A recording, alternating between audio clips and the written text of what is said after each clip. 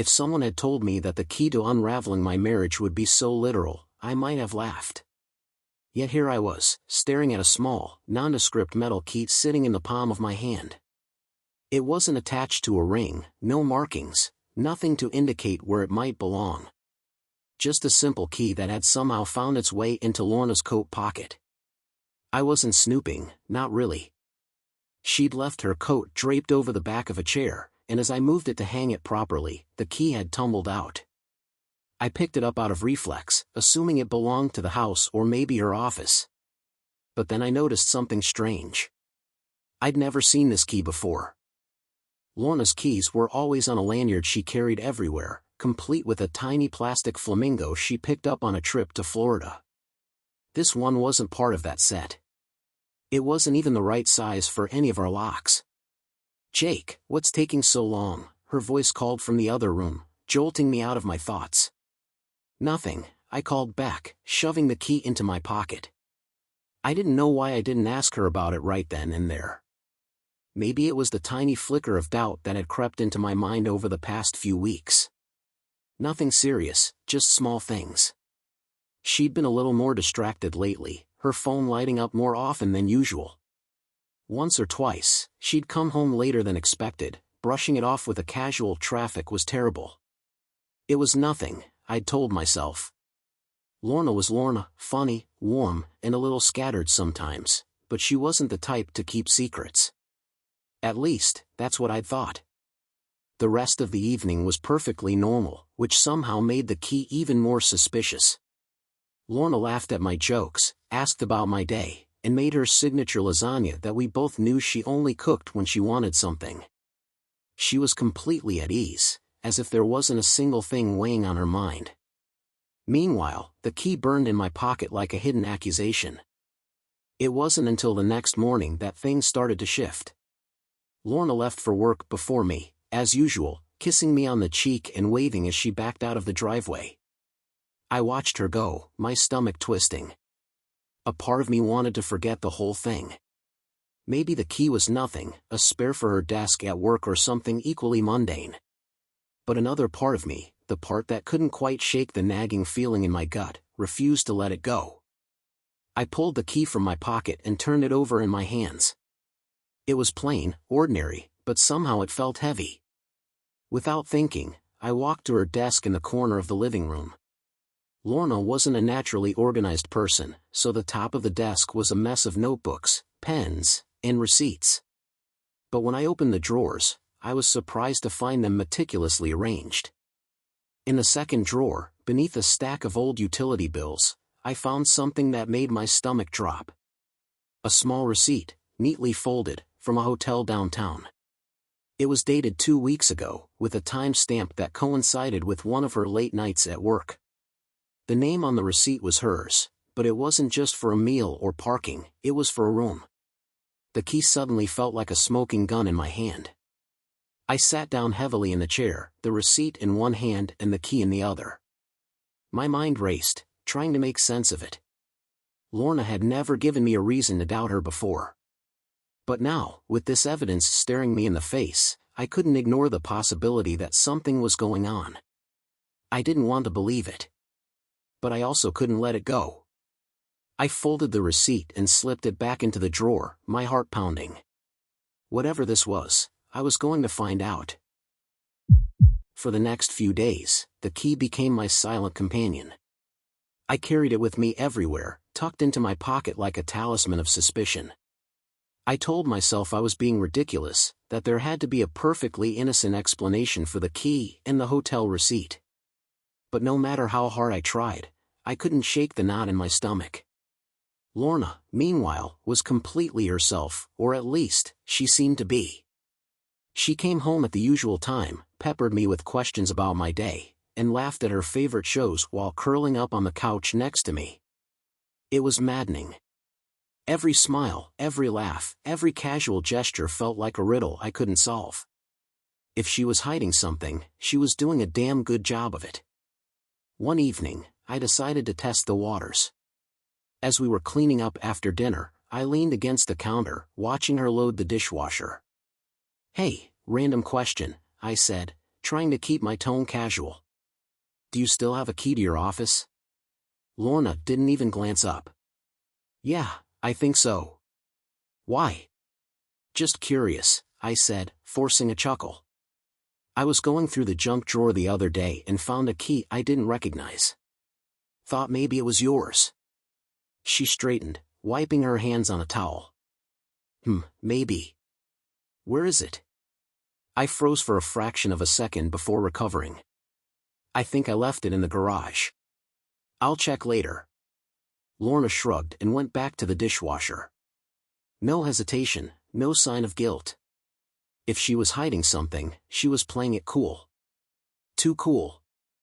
The tipping point came a few days later. I'd taken the day off work, citing a sick day, though my only illness was the gnawing suspicion that had taken up residence in my chest. Lorna left the house as usual, blowing me a kiss as she headed out the door. Don't forget to rest, she called. Love you. Love you too, I said automatically, watching her drive away. As soon as her car disappeared down the street, I grabbed my phone and opened the app for the GPS tracker I'd hidden in her car the day before. The dot on the map showed her heading downtown, not unusual, given her office was in that area. But then she passed her building. I stared at the screen, my heart pounding as the little dot turned onto a side street and stopped in front of a building I didn't recognize. I pulled up the address and saw it was a nondescript apartment complex. What the hell, Lorna? I muttered under my breath. I couldn't sit still. Grabbing my jacket, I jumped into my car and followed the GPS directions, my mind racing the whole way. What was she doing there? Meeting someone? Was this the proof I'd been waiting for, or the proof I dreaded finding?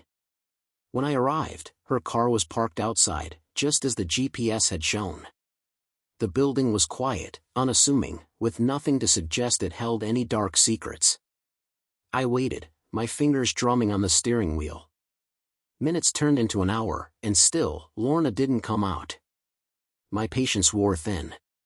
Finally, I got out of the car, my heart pounding as I approached the building. The lobby door was unlocked, and I slipped inside, scanning the rows of mailboxes for her name. Nothing. I climbed the stairs, moving slowly, listening for anything unusual. On the second floor, I heard a muffled voice, hers. Lorna's laugh floated through the air, light and carefree, as if she were hosting a dinner party. My pulse quickened as I followed the sound to a door near the end of the hall. For a moment, I hesitated, my hand hovering over the doorknob. Was I ready for this? Ready to find out what was really going on? Before I could talk myself out of it, I knocked. The laughter inside stopped abruptly. A few seconds later, the door opened, and I found myself face to face with a man I'd never seen before. He was tall and well-dressed, with an air of confidence that immediately set my teeth on edge. His eyes flicked over me, assessing, before he said, "You must be Jake." My stomach dropped. "Who the hell are you?" "Name's Nick," he said casually, leaning against the doorframe. "Come on in. I think we need to talk." Talk? What the hell was there to talk about? My instinct screamed at me to punch the guy right then and there, but curiosity held me back. If Lorna was here, I needed answers, answers I wouldn't get by losing my temper. Reluctantly, I stepped inside. The apartment was neat, minimalist, with nothing out of place. Lorna sat on the couch, her face pale and her hands twisting nervously in her lap. "Jake," she said, her voice barely above a whisper. "I can explain." "Yeah," I said, my tone sharp. "You'd better." Nick gestured for me to sit, but I remained standing, my arms crossed as I glared at Lorna. "Let's hear it," I said, my voice cold. "What's going on, Lorna? And who the hell is this guy?" Nick stepped forward, his expression calm, almost infuriatingly so. "Relax, Jake," he said. "I'm her therapist." Therapist? That wasn't what I expected to hear. Not even close. But something about the way he said it, the confidence, the familiarity, made me realize that whatever was going on, it was far from simple. "Therapist?" I repeated, my voice heavy with disbelief. That's the story we're going with now? Nick didn't flinch. He gestured toward a sleek leather chair as if we were about to have a civilized chat over tea. I understand this is unexpected, Jake. Please, take a seat. I'm good standing, I snapped, my arms still crossed as I looked at Lorna. She wouldn't meet my eyes, her hands twisting nervously in her lap. Lorna, what the hell is this? Why are you seeing whoever this guy is, and why didn't you tell me? Nick cleared his throat, but before he could speak, Lorna cut in, her voice shaky. Jake, I didn't know how to tell you. I thought you'd get the wrong idea. Well, congratulations, I said, my voice dripping with sarcasm. I definitely don't have the right idea right now. Nick raised a hand, calm and infuriatingly composed. Jake, I really am a therapist. Lorna came to me because she felt like she needed help. With what? I interrupted, my anger bubbling to the surface. You couldn't just tell me you were struggling, Lorna. Instead, you sneak around and end up here? Lorna finally looked up, her eyes glassy. I wasn't sneaking around, she said softly. I didn't tell you because I didn't want you to think I was broken or that something was wrong with us. Nick chimed in, his tone professional. Jake, therapy isn't about something being wrong. It's about self-reflection, growth. Spare me the sales pitch, I snapped, glaring at him. Why you, huh? Why this guy? And why the hotel receipt I found in your desk? Lorna's face went pale, and Nick shifted uncomfortably. Ah, he said, clearing his throat. That's not exactly part of the therapy. Oh, really? I shot back, my heart pounding. So what is it? Lorna took a deep breath, her voice trembling. Nick and we knew each other before. Years ago, before I met you. There it was. The bomb I hadn't realized I was waiting for. You knew each other? I said, my tone razor sharp. What does that mean, Lorna?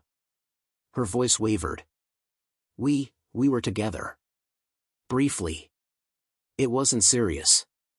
Nick raised his hands as if to diffuse the tension.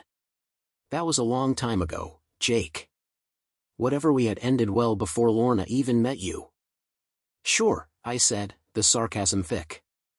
And now you're just her therapist, right? No big deal. It's not like that. Lorna said, her voice breaking. I went to Nick because I knew he'd understand me. I needed someone who could help, someone I could trust. Someone you could trust? I barked. What about me, Lorna? I'm your husband. Or does that not mean anything anymore? She stood then, her own frustration boiling over. Of course it means something, Jake. That's why I did this. Because I didn't want to burden you, or make you feel like you were failing me. I thought if I could work through my feelings, I could fix this without dragging you into it. Nick stepped back, his hands up again. Maybe I should give you two some space. You think? I shot him a glare, and he wisely retreated to another room, leaving Lorna and me standing there in the middle of his overly tidy apartment. For a moment, neither of us spoke. The silence stretched, thick and suffocating, until finally, I broke it. So let me get this straight, I said, my voice cold. You felt like something was wrong with you, or us, but instead of talking to me, you ran to your ex for help. Do you have any idea how that looks, Lorna? How that feels? She wiped at her eyes, her voice trembling. It wasn't about you, Jake. It was about me. I felt stuck, like I was losing myself. I needed someone who understood me, and Nick, he's good at that. But it was never about rekindling anything. I swear to you. I wanted to believe her. God, I wanted to believe her. But the image of her sitting here, confiding in him, trusting him, it burned like acid. In the hotel? I pressed. Explain that. She hesitated, her cheeks flushing. That was stupid. I didn't want to meet here because I knew how it would look, so we rented a conference room at the hotel to talk. That's all it was. I stared at her, searching her face for any sign of deceit. Her expression was open, raw, and vulnerable in a way I hadn't seen in years. It sounds bad, I know, she said softly. But it wasn't what you're thinking. I wasn't cheating on you, Jake. I love you. I never stopped loving you. I let out a bitter laugh, running a hand through my hair. You've got one hell of a way of showing it. She stepped closer, her eyes pleading. I messed up. I see that now. But please, Jake, don't throw everything away over this. I was trying to fix myself so I could be better for us. That's all I wanted. The anger in me still burned, but it was tempered now by something else, something softer. Doubt, maybe. Or hope. Let's get out of here, I said finally, my voice low. We're not going to fix this standing in someone else's apartment. Lorna nodded, relief washing over her face. Okay. We left without another word to Nick, the tension between us heavy but unspoken. There was still so much to figure out, so much to say, but as we drove home in silence, one thought stuck in my mind. This wasn't over. Not by a long shot. But maybe, just maybe, it wasn't broken beyond repair. The car ride home was suffocatingly quiet. Lorna sat with her hands clasped tightly in her lap, staring out the window as the streetlights streaked across her face. I gripped the steering wheel like it was the only thing keeping me from coming apart. The air between us felt like a canyon, vast and unbridgeable. But under the anger, the confusion, and the bitterness, there was something else. A thread of something that refused to snap, the love we'd built over a decade of marriage. When we got home, Lorna hesitated in the doorway, looking back at me as if seeking permission to come in. That hesitation, that fragility, hit me harder than I expected.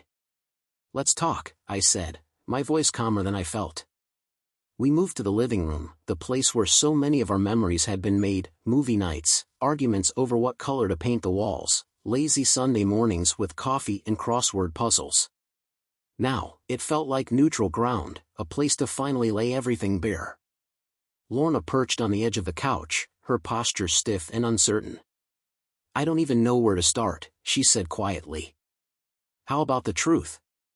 I said, sitting across from her. All of it, this time. She nodded, taking a deep breath. I didn't tell you because I was scared, Jake. Not of you, but of disappointing you. You've always been the steady one, the one who holds everything together. And I felt like I wasn't holding out my end of the bargain. Like I wasn't enough. I frowned. Lorna, you are enough. You've always been enough. But sneaking around, meeting with him, how could you think that wouldn't hurt me? Her voice cracked. I wasn't thinking. I didn't know what else to do. I didn't want to unload everything on you when you're already dealing with so much. That's the point, I said, leaning forward. We're supposed to unload on each other. That's what this is, what marriage is. You don't go to someone else, especially someone like Nick. She flinched at his name, her eyes brimming with tears. I know. I know it was wrong. But I wasn't going to him as an ex, I was going to him as a therapist. It felt safer. Detached. Detached? I let out a bitter laugh. It doesn't feel very detached when I'm standing in his apartment, hearing you laugh like you don't have a care in the world. I didn't mean for it to feel that way, she said, her voice barely above a whisper. I was trying to work through my own feelings so I could be better for us. That's all it was. I rubbed my temples, exhaustion settling over me like a heavy blanket. Do you even realize how much this looks like betrayal, Lorna?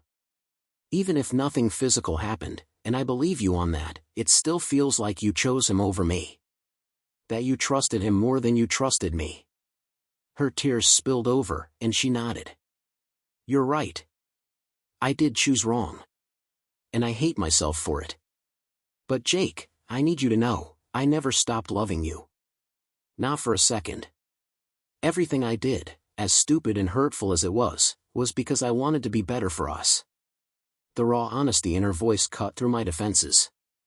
For the first time in days, I saw not the woman I was angry at, but the woman I'd built a life with, the woman who had stood by me through everything, even when she didn't know how to ask for help herself.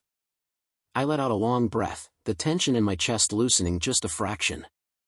"Okay," I said finally. "But this doesn't just go away, Lorna. You can't fix this with apologies and promises. We need to rebuild, and that's going to take time. A lot of it." She nodded, wiping her cheeks. "I'll do whatever it takes. Therapy, real therapy, together this time. Anything. Just, please don't give up on me." I studied her for a long moment, the weight of everything settling around us. The anger was still there, but so was the love. And if I was being honest with myself, the love outweighed the anger. "I'm not giving up," I said softly. "But I need you to meet me halfway, Lorna. No more secrets. No more trying to fix things on your own." "I promise," she said, her voice steady for the first time that night. No more secrets. For the first time in days, I felt like we were standing on solid ground, even if it was fragile. Later that night, as we lay in bed, I stared at the ceiling, my thoughts racing. Lorna had fallen asleep, her breathing steady and peaceful, and I wondered if this was the beginning of a new chapter for us, or the start of the hardest fight we'd ever face. Either way, I knew one thing for certain: I wasn't ready to let her go. Not yet. And maybe, just maybe, that was enough for now. The next morning, I woke up to the smell of coffee and the sound of dishes clinking in the kitchen. For a moment, I thought it was just another normal day. But then the weight of everything crashed down, and I remembered, it wasn't normal. Not yet. I found Lorna at the kitchen table, her laptop open in front of her. When she saw me, she quickly closed it, a look of guilt flashing across her face. "I wasn't doing anything shady," she said hurriedly. "I was looking up therapists. For us. Couples therapy." That caught me off guard. "You're serious about that?" She nodded, her face resolute. "I want to fix this, Jake. I want to fix us. And I know I can't do it alone." I leaned against the counter, crossing my arms. "Therapy, huh? You think sitting in a room with some stranger is going to magically make everything better?" She gave me a small, sad smile. "No. But it's a start. And we need one." I couldn't argue with that. A week later, we sat in a small, cozy office across from a woman with kind eyes and a clipboard. Her name was Dr. Patel, and she didn't waste time with pleasantries. "So," she began, her gaze moving between us, "why are you here?" I hesitated, glancing at Lorna. She gave me a slight nod, as if to say, "Go ahead." I took a deep breath. "Because we hit a rough patch. A big one. And we need help figuring out if we can move past it." Lorna added, her voice quieter, "I made a mistake. A big one. And I need to rebuild the trust one broke." Dr. Patel's expression didn't change, but she nodded. "That's a good start. Let's talk about what happened." As we talked, the anger and resentment I'd been holding on to started to thaw. Lorna didn't try to justify her actions, and I didn't hold back my feelings. For the first time in weeks, we were really talking, not shouting, not dodging, just talking. It wasn't easy. There were moments when I wanted to walk out, moments when her words stung more than I expected. But for every painful truth we unearthed, there was a glimmer of something else: hope. One evening, after another exhausting session, Lorna and I sat on the couch, a bottle of wine between us. "Do you think we'll ever be the same?" she asked, her voice barely above a whisper. I thought about it for a moment before shaking my head. "No. I don't think we'll ever be the same." Her face fell, but I reached over and took her hand. "But maybe that's not such a bad thing. Maybe we'll be something better." Her eyes filled with tears, but she smiled. "You really think so?" I squeezed her hand. "I do. But it's going to take time, Lorna. A lot of time." She nodded, her smile growing. "I'm ready for that." Months later, I found myself looking back on everything that had happened. The key, the receipt, the confrontation in Nick's apartment, it all felt like a lifetime ago. We weren't perfect. There were still moments of doubt, moments when the scars of the past threatened to reopen. But we were working on it, day by day. One night, as we sat together on the porch, watching the sun dip below the horizon, Lorna leaned her head on my shoulder. "Thank you," she said softly. "For what?" I asked, glancing at her. "For not giving up on me," she said. "On us." I smiled, wrapping an arm around her. "You're welcome. But don't think I've gone soft. One more secret, and I'm buying a lie detector." She laughed, the sound light and carefree, and for the first time in a long time, I felt like we were going to be okay. Maybe we wouldn't ever be the same. But we were still us. And that was enough. Subscribe to never miss a new story and discover even more captivating tales.